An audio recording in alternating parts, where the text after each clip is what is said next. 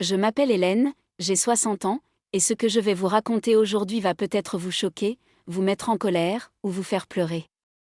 Mais je dois le dire, parce que le silence pèse trop lourd sur mon cœur. C'était le jour du mariage de mon fils unique, Thomas. Le jour où j'aurais dû être la mère la plus heureuse du monde. Au lieu de cela, ce jour est devenu le pire cauchemar de ma vie, et paradoxalement, le moment où j'ai sauvé mon enfant d'une catastrophe qui aurait détruit notre famille pour toujours. Tout a commencé 6 mois avant le mariage.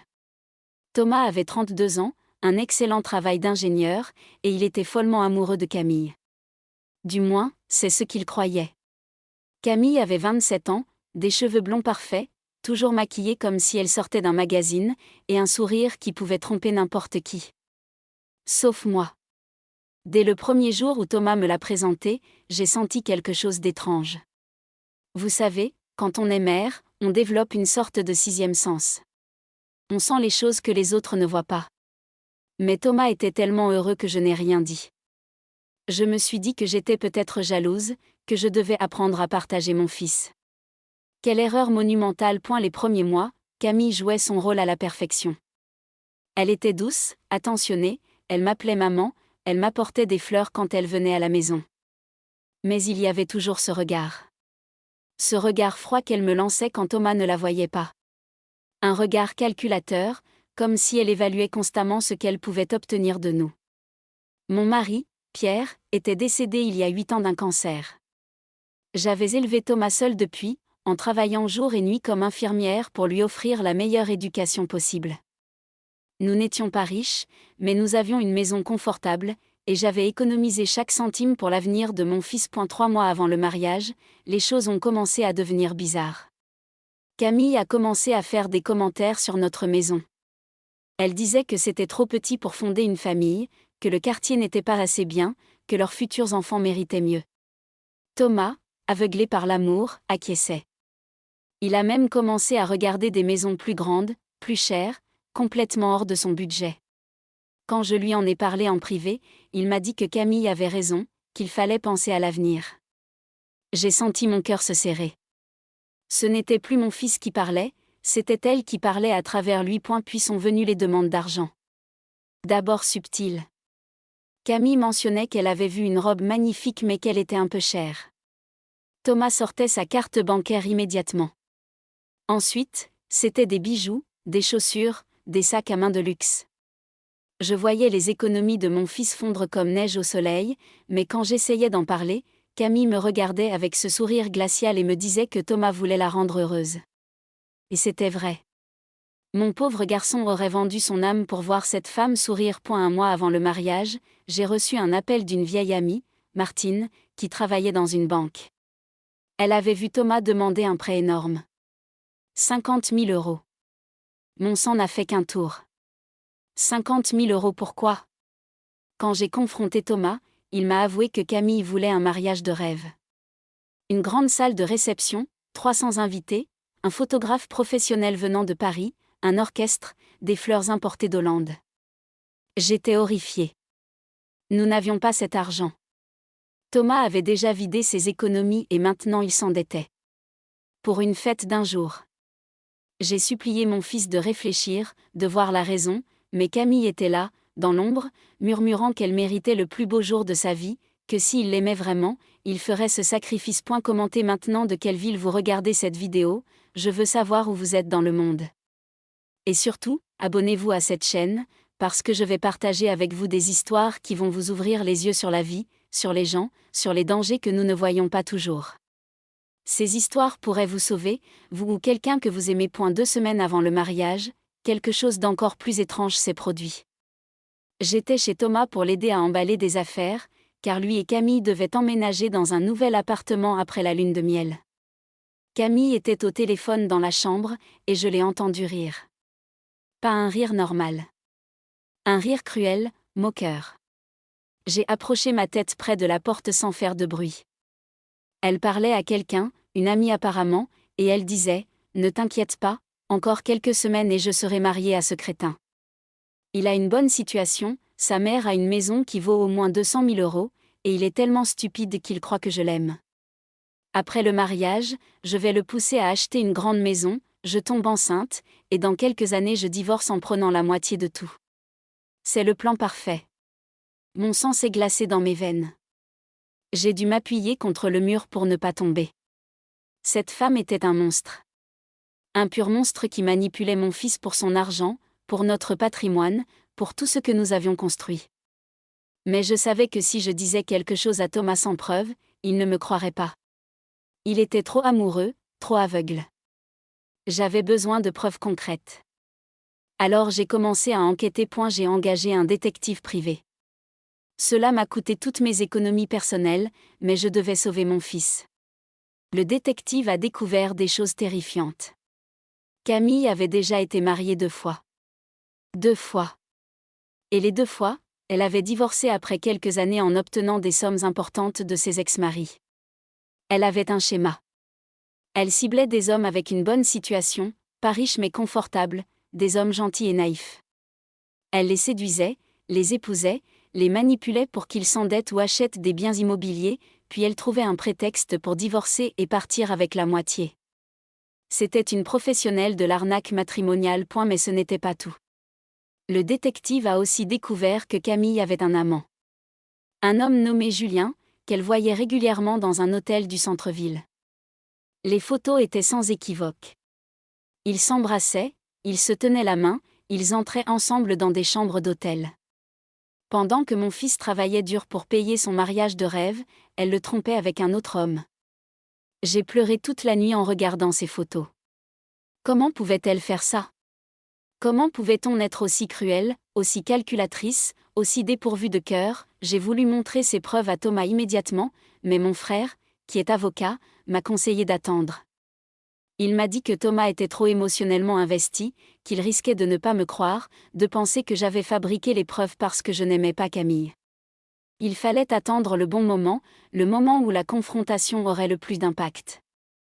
Et ce moment, c'était le jour du mariage. Le jour est arrivé. C'était un samedi de juin, magnifique, ensoleillé. L'église était décorée de fleurs blanches, exactement comme Camille l'avait exigé. Il y avait près de 300 invités, tous habillés élégamment. L'orchestre jouait de la musique douce.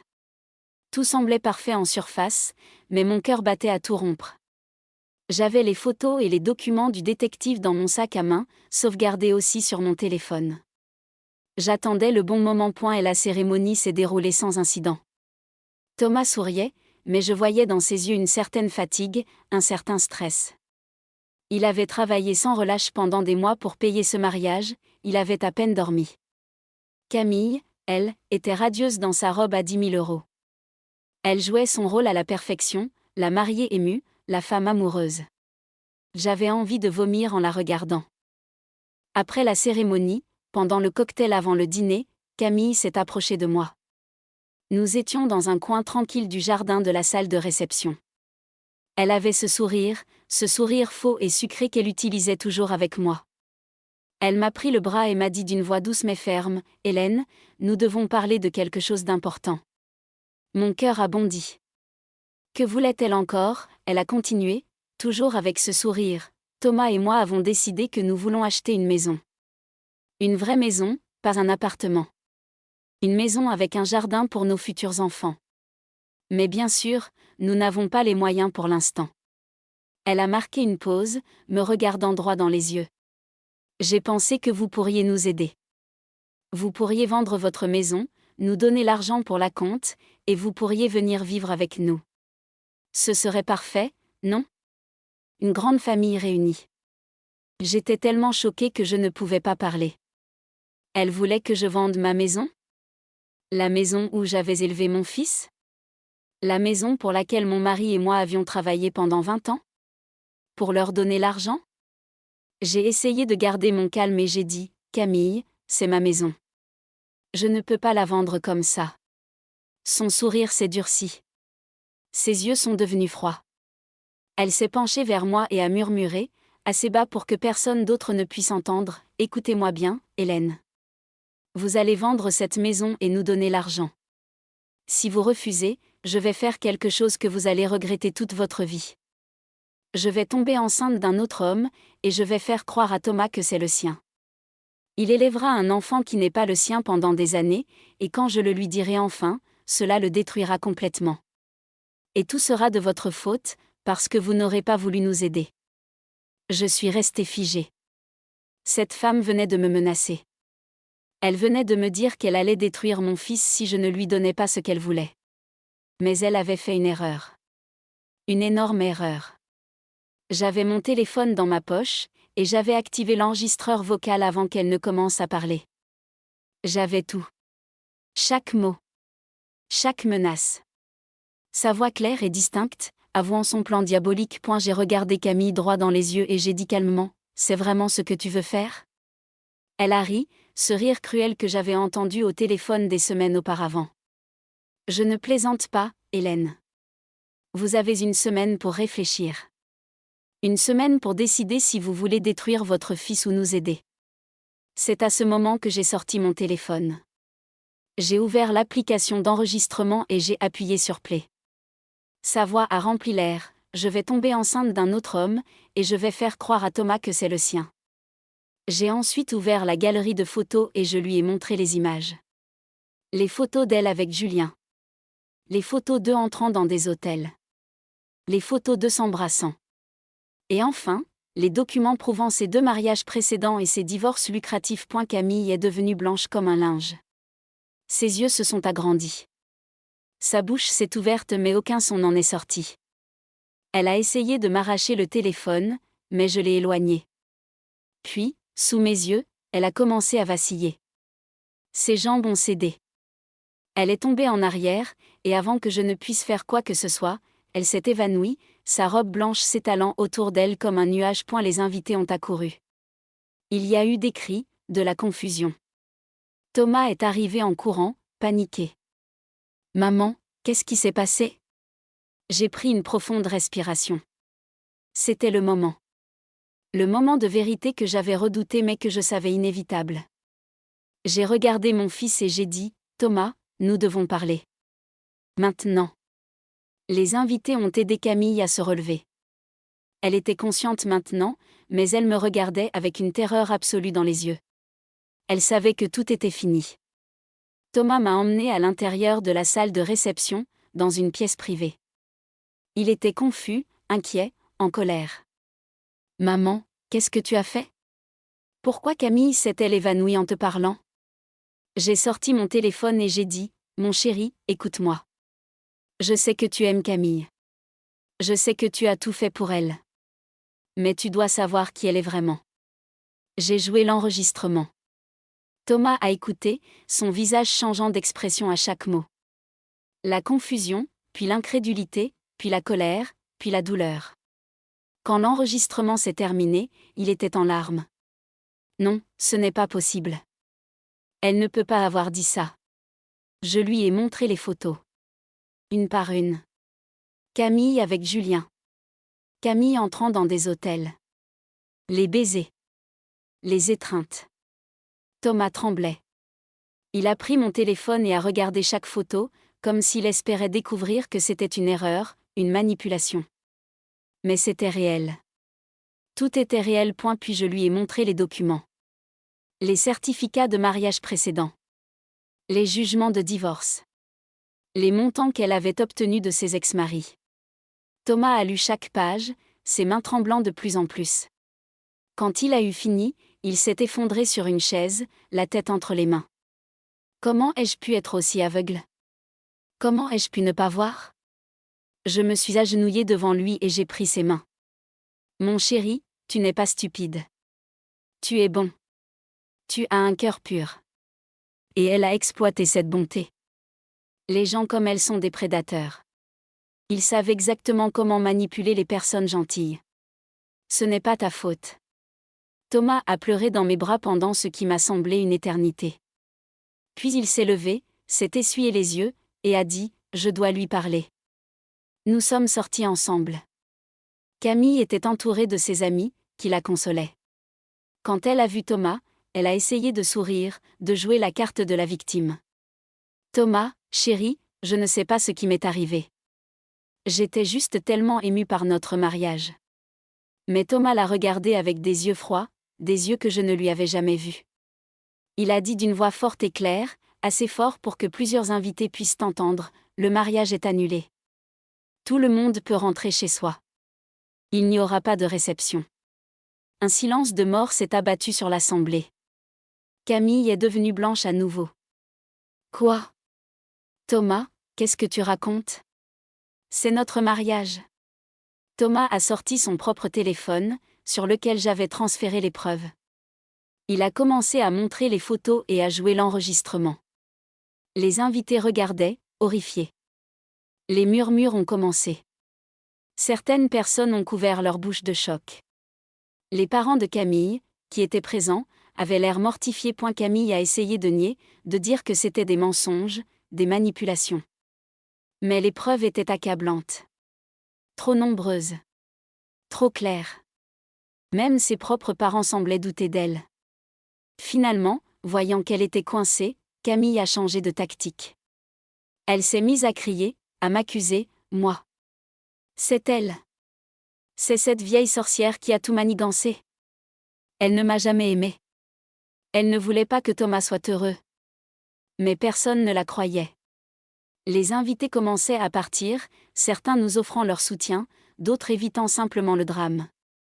En moins d'une heure, la salle était presque vide. Il ne restait que Thomas, moi, quelques proches amis, et Camille avec ses parents. Le père de Camille est venu nous voir et a dit, avec une honte évidente dans la voix, « Je suis désolé. Nous ne savions pas. Nous pensions qu'elle avait changé après ses erreurs passées. Nous vous rembourserons pour le mariage. » Thomas a secoué la tête. « Je ne veux rien de vous. Je veux juste qu'elle sorte de ma vie. » Camille pleurait maintenant, mais ses larmes me semblaient fausses, calculées. Elle a essayé une dernière fois de s'approcher de Thomas, de le supplier, mais il s'est écarté comme si elle était toxique. Et elle l'était. Les semaines qui ont suivi ont été difficiles. Thomas était déprimé, brisé. Il avait perdu sa confiance en l'amour, en lui-même, en sa capacité à juger les gens. Il a pris un congé de son travail et est venu vivre avec moi pendant un moment. Nous avons passé des soirées à parler, à pleurer, à essayer de comprendre comment tout cela avait pu arriver. J'ai découvert plus tard que Camille avait essayé de répandre des rumeurs sur nous, disant que nous l'avions piégée, que les preuves étaient falsifiées. Mais personne ne la croyait. Trop de gens avaient vu les preuves de leurs propres yeux. Julien, son amant, avait même confirmé leur relation quand il avait été contacté par certains de nos amis. Il pensait que Camille était célibataire, il ignorait qu'elle était sur le point de se marier. Le plus révoltant dans tout cela, c'est que Camille n'a jamais présenté d'excuses sincères. Pas une seule fois. Elle a essayé de se présenter comme la victime, comme si nous l'avions maltraitée. Mais la vérité finit toujours par éclater, et sa réputation a été détruite. J'ai entendu dire qu'elle avait quitté notre ville, probablement pour aller chercher une nouvelle victime ailleurs. Quant à Thomas, il a lentement commencé à guérir. Cela a pris du temps, beaucoup de temps. Il a suivi une thérapie pour traiter le traumatisme émotionnel de cette trahison. Petit à petit, il a retrouvé sa confiance. Il a commencé à sortir à nouveau, à voir des amis, à reconstruire sa vie. Aujourd'hui, 2 ans après cet événement horrible, Thomas va beaucoup mieux. Il a rencontré une femme merveilleuse, Sophie, qui est enseignante. Elle est douce, honnête, et vraiment amoureuse de mon fils. Je le vois dans ses yeux. Ce n'est pas le même regard calculateur que Camille avait. C'est un regard rempli d'amour sincère. Ils prennent leur temps, ils construisent leur relation sur des bases solides. Et cette fois, je suis vraiment heureuse pour mon fils. Mais cette expérience m'a appris quelque chose d'important. Il existe dans ce monde des gens qui n'ont aucune conscience, aucune empathie. Des gens qui voient les autres comme des objets à exploiter, comme des moyens d'arriver à leurs fins égoïstes. Ces personnes sont dangereuses non pas parce qu'elles sont violentes physiquement, mais parce qu'elles détruisent les âmes, les cœurs, les familles. Comme mère, mon instinct me disait depuis le début que quelque chose n'allait pas avec Camille. J'aurais dû écouter cet instinct plus tôt, j'aurais dû être plus ferme avec Thomas. Mais je comprends aussi qu'il devait faire son propre chemin, vivre sa propre expérience. Parfois, les leçons les plus douloureuses sont celles dont nous avons le plus besoin. Ce qui m'a sauvé, ce qui a sauvé Thomas, c'est que je n'ai pas abandonné. Même quand mon fils ne voulait pas m'écouter, même quand Camille essayait de me diaboliser, je n'ai pas abandonné. J'ai cherché la vérité. J'ai investi mon argent, mon temps, mon énergie pour découvrir qui elle était vraiment. Et quand j'ai eu les preuves, j'ai attendu le bon moment pour les révéler. Certaines personnes m'ont critiqué pour avoir attendu jusqu'au jour du mariage. Elles disaient que j'aurais dû dire quelque chose plus tôt, que j'ai causé un gâchis public. Mais je sais que si j'avais révélé ces informations avant, Thomas ne m'aurait pas cru. Il était trop manipulé, trop sous son emprise. Il fallait que le contraste soit fort, que la révélation soit choquante pour briser le sortilège qu'elle avait jeté sur lui. Et cela a fonctionné. J'ai aussi appris que l'argent peut révéler le vrai caractère des gens. Camille n'était pas intéressée par Thomas en tant que personne. Elle était intéressée par ce qu'il pouvait lui fournir, par sa stabilité financière, par notre patrimoine familial. L'argent était son unique motivation.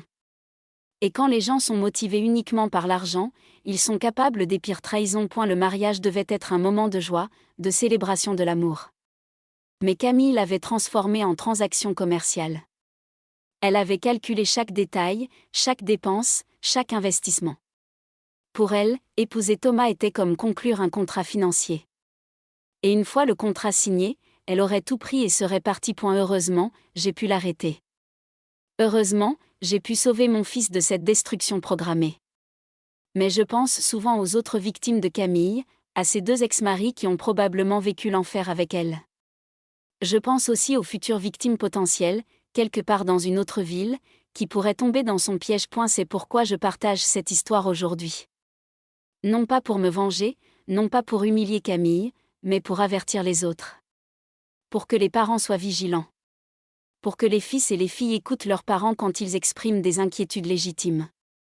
Pour que tout le monde sache que ces prédateurs existent, qu'ils sont réels, et qu'ils peuvent détruire des vies entières. Et si vous êtes parent et que vous avez des doutes sur le partenaire de votre enfant, ne les ignorez pas, écoutez votre instinct. Mais soyez intelligents dans votre approche. Vous ne pouvez pas forcer vos enfants adultes à vous écouter, mais vous pouvez chercher la vérité et la présenter de manière qu'ils ne puissent pas l'ignorer. C'est ce que j'ai fait, et cela a sauvé Thomas. Et si vous êtes quelqu'un qui cherche l'amour, soyez vigilant. Apprenez à reconnaître les signes d'alarme. Quelqu'un qui vous pousse constamment à dépenser de l'argent. Quelqu'un qui s'intéresse plus à vos biens qu'à votre personnalité. Quelqu'un qui vous isole de votre famille et de vos amis. Quelqu'un qui refuse de parler de son passé ou qui ment sur des détails importants. Ce sont tous des signaux d'alarme que vous ne devez pas ignorer. L'amour véritable n'exige pas de sacrifice financier constant. L'amour véritable ne vous demande pas de vous endetter pour prouver vos sentiments. L'amour véritable respecte vos limites, votre famille, vos valeurs. L'amour véritable construit, il ne détruit pas. Thomas a appris cette leçon de la manière la plus difficile, mais il l'a apprise. Et maintenant, avec Sophie, il construit une relation saine, basée sur le respect mutuel, la communication honnête et l'amour authentique. Ils parlent ouvertement de leurs finances, de leurs objectifs, de leurs peurs. Il n'y a pas de manipulation, pas de jeu, pas de mensonge. Quand je regarde Thomas aujourd'hui, je vois un homme plus fort, plus sage. Cette épreuve l'a mûri d'une manière que rien d'autre n'aurait pu faire. Il est plus prudent maintenant, plus attentif aux détails, plus conscient des intentions des gens. Mais il n'est pas devenu cynique. Il croit toujours en l'amour, il croit toujours en la bonté des gens. Il a juste appris à être plus sélectif, à ne pas donner sa confiance aveuglément. Pour moi, cette expérience a renforcé quelque chose que je savais déjà mais que j'avais peut-être oublié. Le rôle d'un parent ne s'arrête jamais. Même quand vos enfants sont adultes, même quand ils ont leur propre vie, votre devoir de les protéger continue. Bien sûr, vous devez respecter leur autonomie, leur choix, mais vous devez aussi être là pour les guider quand ils s'égarent, pour les protéger quand un danger les menace. Ce jour-là, dans ce jardin, quand Camille m'a menacé et que j'ai appuyé sur le bouton d'enregistrement de mon téléphone, j'ai pris la décision la plus importante de ma vie. J'aurais pu avoir peur. J'aurais pu me taire et espérer que les choses s'arrangent d'elles-mêmes. Mais je savais que si je ne faisais rien, mon fils serait détruit. Alors j'ai agi. J'ai pris le risque de tout révéler, de créer un scandale public, de ruiner ce qui était censé être le plus beau jour de la vie de Thomas. Oui, ce jour-là a été terrible. Oui, Thomas a eu le cœur brisé. Oui, il y a eu de la douleur, des larmes, de la confusion. Mais cette douleur était nécessaire. C'était comme une opération chirurgicale. Il fallait enlever la tumeur cancéreuse qu'était Camille avant qu'elle ne se répande et ne détruise complètement mon fils. Et aujourd'hui, Thomas me remercie. Il me dit souvent qu'il ne sait pas où il serait sans mon intervention. Probablement divorcé, endetté, élevant un enfant qui n'était pas le sien, et complètement détruit psychologiquement. L'argent que Thomas avait emprunté pour le mariage, nous avons pu négocier avec la banque pour restructurer le prêt. La salle de réception a remboursé une partie des frais puisque la réception n'a pas eu lieu. Cela a pris du temps, mais Thomas a remboursé ses dettes. Il a appris à être plus prudent avec son argent, à ne pas dépenser impulsivement pour impressionner quelqu'un. Aujourd'hui, Thomas et Sophie économisent ensemble pour acheter une maison. Pas une maison extravagante, pas une maison pour épater les voisins, mais une maison confortable où ils pourront construire leur vie ensemble. Ils font des choix financiers intelligents, ils planifient leur avenir avec sagesse. Et quand ils auront des enfants, ce seront vraiment les leurs, conçus dans l'amour et non dans la manipulation. Quant à moi, je continue ma vie avec la satisfaction d'avoir protégé ce que j'ai de plus précieux au monde. Ma maison, celle que Camille voulait me forcer à vendre, est toujours la mienne. C'est un sanctuaire rempli de souvenirs de mon mari Pierre, de l'enfance de Thomas, de toutes les années de travail acharné et de sacrifice. Jamais je n'aurais permis à cette femme de me l'arracher. Mais au-delà de la maison, c'est la relation avec mon fils qui a été préservée. Thomas et moi sommes plus proches que jamais. Il comprend maintenant que lorsque je posais des questions sur Camille, lorsque j'exprimais mes inquiétudes, ce n'était pas de la jalousie ou de l'ingérence. C'était l'amour d'une mère qui sentait le danger. Il me demande maintenant mon avis sur les décisions importantes de sa vie, et je sens qu'il respecte vraiment mon jugement. Sophie, sa nouvelle compagne, est un tel contraste avec Camille. La première fois que Thomas me l'a présentée, j'étais nerveuse. Je me demandais si j'allais retrouver ce même sentiment de malaise que j'avais eu avec Camille. Mais non. Dès que Sophie est entrée dans ma maison, j'ai senti une énergie différente. Elle était simple, naturelle. Elle portait un jean et un pull, pas de maquillage excessif, pas de bijoux coûteux. Elle m'a apporté un bouquet de fleurs qu'elle avait cueillies dans son propre jardin, pas des fleurs chères achetées pour impressionner. Surtout, son regard était chaleureux, sincère. Quand elle me parlait, elle me regardait vraiment dans les yeux. Elle me posait des questions sur ma vie, sur mon travail d'infirmière, sur mes intérêts. Elle ne calculait pas, elle ne manipulait pas. Elle était simplement elle-même. Thomas me regardait pendant cette première rencontre, attendant ma réaction, et j'ai vu qu'il avait peur que je n'approuve pas Sophie aussi. Alors je lui ai souri et je lui ai fait un clin d'œil, et j'ai vu le soulagement sur son visage. Sophie connaît toute l'histoire avec Camille. Thomas lui a tout raconté avant de me la présenter. Au lieu d'être intimidée ou jalouse de mon rôle dans la vie de Thomas, Sophie m'a remerciée. Elle m'a dit que grâce à moi, Thomas était devenu plus prudent, plus conscient, mais aussi plus appréciatif d'une relation honnête. Elle a dit que je lui avais sauvé la vie et que, d'une certaine manière, j'avais aussi permis leur relation d'exister. Les mois ont passé et sont devenus des années. Le traumatisme du mariage annulé s'est lentement estompé, remplacé par de nouveaux souvenirs plus heureux. Thomas a été promu au travail. Sophie a obtenu un poste permanent dans une excellente école. Ils ont emménagé ensemble dans un appartement confortable qu'ils ont meublé petit à petit, sans se presser, sans s'endetter. Un jour, environ 1 an et demi après le désastre du mariage, Thomas est venu me voir avec Sophie. Ils avaient tous les deux l'air excités et nerveux. Thomas a pris ma main et m'a dit « Maman, Sophie et moi voulons nous marier. Mais cette fois, nous voulons quelque chose de petit, d'intime, de vrai.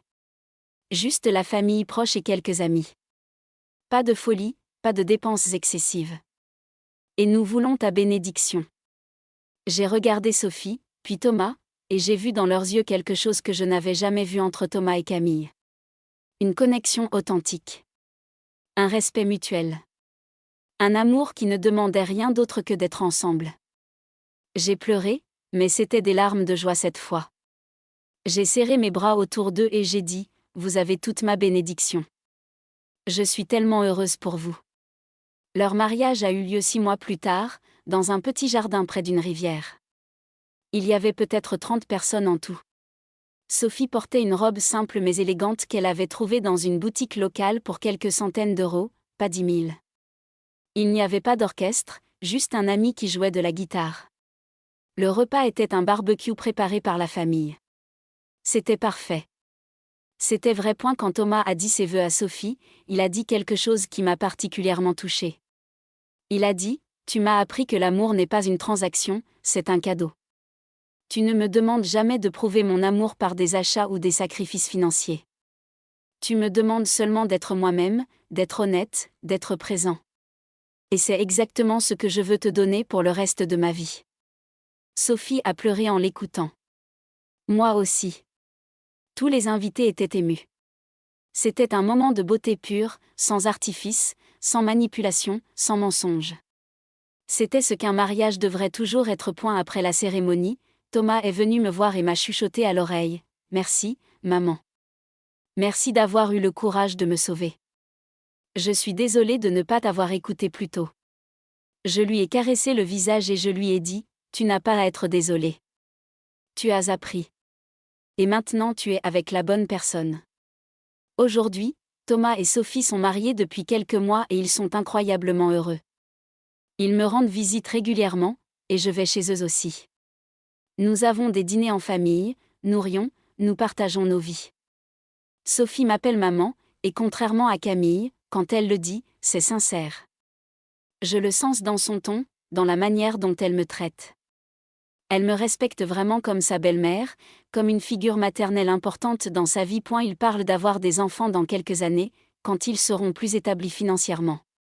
Et je sais que ces enfants seront aimés, chéris, élevés dans un foyer stable et honnête. Je sais que je serai une grand-mère fière et heureuse, sans avoir à me demander si mes petits-enfants sont vraiment les enfants de mon fils. Parfois, je repense à ce jour du mariage, à ce moment dans le jardin quand Camille m'a menacée. Je repense à la décision que j'ai prise d'enregistrer notre conversation, de garder mon calme, de rassembler toutes les preuves. Si je n'avais pas fait cela, si j'avais simplement accusé Camille sans preuve, personne ne m'aurait cru. Thomas aurait pensé que j'étais une mère jalouse et possessive. Camille aurait retourné la situation contre moi. Le mariage aurait eu lieu, et quelques années plus tard, mon fils aurait été détruit. Mais j'ai fait ce qu'il fallait. J'ai été stratégique, patiente et déterminée. J'ai utilisé mon intelligence et mes ressources pour découvrir la vérité. Et quand j'ai eu la vérité entre les mains, je ne l'ai pas gardée pour moi par peur ou par politesse. Je l'ai révélée au moment où elle aurait le plus d'impact. Certaines personnes m'ont dit que j'avais été cruelle de révéler tout cela le jour du mariage, devant les invités. Elles disaient que j'aurais pu éviter l'humiliation publique en parlant à Thomas en privé avant. Mais ces personnes ne comprennent pas la psychologie de la manipulation. Camille avait tellement bien manipulé Thomas qu'il ne m'aurait pas cru sans une confrontation dramatique. Il fallait que le choc soit assez fort pour briser l'emprise qu'elle avait sur lui. Quant à l'humiliation publique, je n'ai aucun remords. Camille méritait d'être exposée. Elle avait bâti sa vie sur la tromperie, sur l'exploitation des hommes bons. Elle avait détruit au moins 2 autres vies avant Thomas. Il était temps que quelqu'un l'arrête. Il était temps que sa vraie nature soit révélée à tous. D'ailleurs, j'ai appris récemment que les 2 ex-maris de Camille ont entendu parler de ce qui s'est passé. L'un d'eux m'a même contacté pour me remercier. Il m'a dit qu'il avait toujours senti que quelque chose n'allait pas avec Camille, mais qu'il n'avait jamais eu de preuves. Il m'a dit qu'en exposant Camille publiquement, j'avais probablement sauvé d'autres hommes de subir le même sort. Cette conversation m'a confirmé que j'avais fait la bonne chose. Quant à Camille, je ne sais pas exactement où elle est maintenant. J'ai entendu des rumeurs qu'elle avait déménagé dans une autre région, peut-être même dans un autre pays. Une partie de moi espère qu'elle a appris sa leçon, qu'elle a réalisé que sa manière de vivre était destructrice et qu'elle a changé. Mais une autre partie de moi, la partie réaliste, c'est que les gens comme Camille changent rarement. Ils trouvent simplement de nouvelles victimes, de nouveaux territoires de chasse. C'est pourquoi je continue à partager cette histoire. Je veux que les gens soient conscients. Je veux que les parents sachent qu'ils ont le droit, et même le devoir, de protéger leurs enfants adultes quand ils voient un danger réel. Je veux que les jeunes hommes et les jeunes femmes apprennent à reconnaître les signes de manipulation avant qu'il ne soit trop tard. L'amour ne devrait jamais être conditionnel à l'argent. L'amour ne devrait jamais vous pousser à vous endetter ou à sacrifier votre sécurité financière. L'amour ne devrait jamais vous demander de choisir entre votre partenaire et votre famille. Si quelqu'un vous demande ces choses, ce n'est pas de l'amour. C'est de la manipulation. J'ai maintenant 60 ans. Je suis à un âge où je réfléchis beaucoup à ma vie, à mes choix, à mon héritage. Et je sais que la chose la plus importante que j'ai faite, la chose dont je suis la plus fière, c'est d'avoir sauvé mon fils. Pas seulement de Camille, mais de toute une vie de misère qui l'attendait. Avec quel point Thomas est mon unique enfant. Mon mari et moi voulions d'autres enfants, mais les complications médicales en ont décidé autrement. Alors Thomas est tout pour moi. Il est le résultat de tout le travail, de tous les sacrifices, de tout l'amour que Pierre et moi avons investi. Je ne pouvais pas le laisser être détruit par une femme sans scrupules. Pierre me manque tous les jours. Il est mort il y a 8 ans, mais je pense à lui constamment. Parfois, je me demande ce qu'il aurait fait face à Camille. Pierre était un homme bon, peut-être même trop bon. Il voyait toujours le meilleur chez les gens. Je pense qu'il aurait eu les mêmes doutes que moi concernant Camille, mais je ne sais pas s'il aurait eu le courage de faire ce que j'ai fait. Peut-être que oui, pour protéger Thomas. Je me souviens d'une conversation que j'ai eue avec Pierre peu avant sa mort. Il était dans son lit d'hôpital, affaibli par le cancer, et il m'a pris la main. Il m'a dit, « Hélène, quand je ne serai plus là, tu devras être forte. Thomas aura besoin de toi. Promets-moi que tu le protégeras toujours, même quand il pensera ne pas avoir besoin de protection. » J'avais promis, les larmes aux yeux. Et j'ai tenu cette promesse. Quand Camille est apparue dans la vie de Thomas, j'ai repensé à cette promesse. J'ai su que c'était le moment où Pierre comptait sur moi. C'était le moment où je devais être cette mère forte et protectrice que mon mari m'avait demandé d'être. Alors j'ai agi, avec détermination et sans hésitation, même si c'était difficile, même si j'avais peur. Aujourd'hui, quand je visite la tombe de Pierre, je lui raconte tout. Je lui parle de Thomas, de Sophie, de leur mariage, de leur bonheur. Je lui dis que j'ai tenu ma promesse. Je lui dis que notre fils est en sécurité, qu'il est heureux, qu'il a trouvé le véritable amour. Et je sens, d'une manière inexplicable, que Pierre est fier de moi. Les leçons que j'ai apprises de cette expérience sont nombreuses. D'abord, qu'il faut toujours faire confiance à son instinct. Si quelque chose vous semble étrange, c'est probablement parce que quelque chose est effectivement étrange. Ensuite, que les preuves sont essentielles.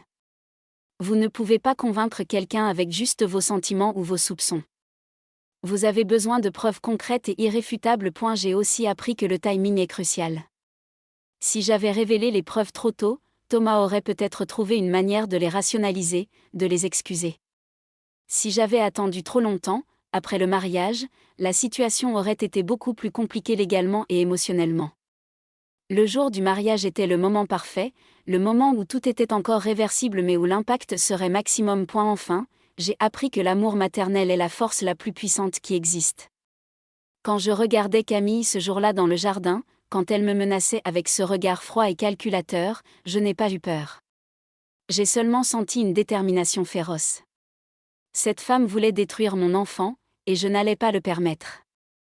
Peu importaient les conséquences, peu importait ce que les gens penseraient de moi, je devais protéger mon fils. C'est exactement ce que j'ai fait. Maintenant, quand je vois Thomas et Sophie ensemble, quand je les vois rire, planifier leur avenir, rêver de leurs futurs enfants, mon cœur se remplit de joie. Je sais que j'ai fait la bonne chose. Je sais que mon intervention, aussi dramatique qu'elle ait été, était nécessaire et justifiée. Et si vous êtes en train de regarder cette vidéo et que vous avez des doutes similaires sur le partenaire de quelqu'un que vous aimez, je vous encourage à ne pas les ignorer. Faites des recherches. Posez des questions. Cherchez la vérité. Vous n'êtes pas paranoïaque, vous n'êtes pas jaloux, vous êtes simplement vigilant. Et cette vigilance pourrait sauver quelqu'un que vous aimez d'une catastrophe. Mais soyez intelligent. Ne faites pas d'accusations sans preuve. Ne créez pas de conflits basés uniquement sur vos sentiments. Rassemblez des faits, des documents, des enregistrements, des photos. Et quand vous aurez ces preuves, présentez-les de manière claire et irréfutable. Donnez à la personne que vous essayez de protéger la possibilité de voir la vérité par elle-même. Je veux aussi dire quelque chose aux jeunes gens qui sont en relation amoureuse. Si votre partenaire vous demande constamment de dépenser de l'argent que vous n'avez pas, s'il ou elle vous pousse à vous endetter, s'il ou elle vous isole de votre famille et de vos amis, ce sont des signes d'alarme graves. L'amour authentique ne coûte pas cher.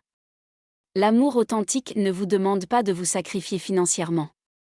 L'amour authentique respecte vos limites et vos relations avec vos proches. Si vos parents expriment des inquiétudes au sujet de votre partenaire, écoutez-les. Je ne dis pas qu'ils ont toujours raison. Parfois, les parents peuvent être surprotecteurs ou avoir des préjugés injustifiés. Mais ils méritent d'être écoutés. Ils ont l'expérience de la vie que vous n'avez peut-être pas encore. Ils peuvent voir des choses que l'amour vous aveugle de voir. Thomas me dit souvent qu'il regrette de ne pas m'avoir écouté dès le début. Il dit que s'il avait prêté attention à mes inquiétudes, il aurait pu éviter beaucoup de douleurs et d'argent perdu. Mais je lui réponds toujours la même chose, il ne faut pas vivre dans le regret. Ce qui s'est passé a fait de lui l'homme qu'il est aujourd'hui. Plus sage, plus prudent, plus appréciatif d'une relation honnête. En réfléchissant à tout cela, je réalise que le véritable héros de cette histoire, ce n'est pas moi. C'est Thomas. Oui, j'ai découvert la vérité et je l'ai révélée. Mais c'est Thomas qui a eu le courage de l'accepter, de faire face à la réalité, de prendre la décision difficile d'annuler le mariage devant tous les invités. C'est lui qui a eu le courage de reconstruire sa vie après cette trahison dévastatrice. Beaucoup d'hommes dans sa situation auraient peut-être continué avec le mariage par fierté, par peur de l'humiliation, par déni de la réalité. Mais Thomas a choisi la vérité, même si elle était douloureuse.